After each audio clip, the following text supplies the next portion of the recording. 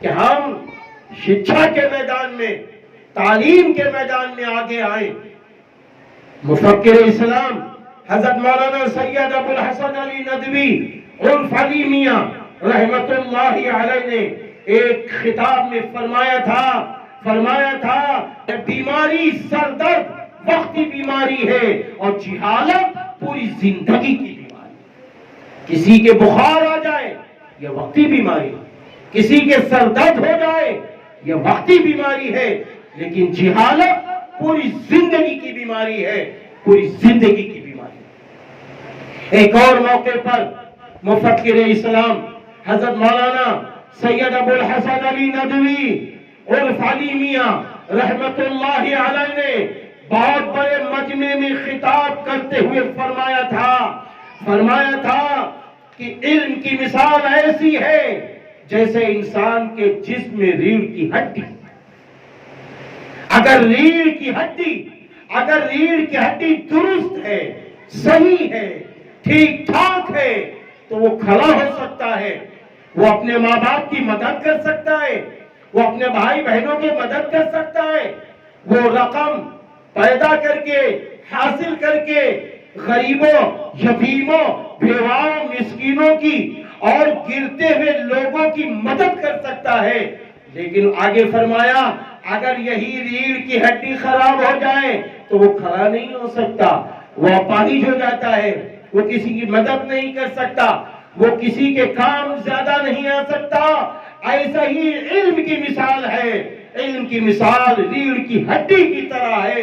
اگر علم آ جاتا ہے تو وہ بلند ہو جاتا ہے، وہ آگے بڑھ جاتا ہے، وہ آگے نکل جاتا ہے اور وہ ایک دوسرے کو روشنی دکھا کر وہ انسان کو گرتے ہوئے اندھیرے سے نکال کر وہ عزت والا بنا دیتا ہے۔ عزت دینے والا اللہ ہے لیکن وہ علم کی روشنی میں ذریعہ بن جاتا ہے۔ میرے بھائیوں، آج ضرورت اس بات کی ہے کہ ہم تعلیم یافتہ بنے، ہمارے بچے تعلیم یافتہ بنے۔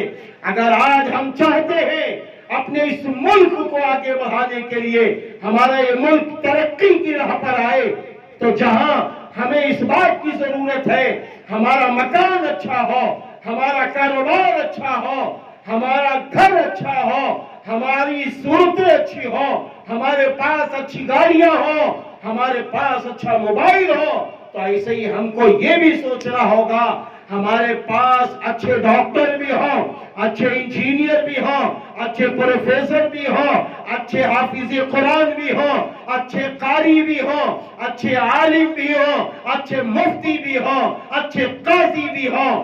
آج ان باتوں کی ضرورت ہے، اس لیے ہمیں آپ کو تعلیم کے سلسلے میں ایک یہ فیصلہ لینا ہوگا۔ وہ فیصلہ مفکر اسلام حضرت مولانا سید ابو الحسن علی ندوی رحمت اللہ علیہ نے بہت بڑے مجمع میں خطاب کرتے ہوئے یہ فیصلہ سنایا۔ فرمایا ایک فیصلہ لو، اگر رقم نہیں ہے، اگر پیسے نہیں ہیں، اگر روپے نہیں ہیں تو ہمیں کیا کرنا ہے معلوم ہے؟ ہمیں کیا کرنا ہے؟ ہمیں یہ کرنا ہے کہ ایسے موقع پر ہم ایک وقت کا کھانا کھائیں گے اور ایک وقت کا کھانا نہ کھائیں گے، بھوکے رہ لیں گے لیکن اپنے بچوں کو ان پڑھ نہ رکھیں۔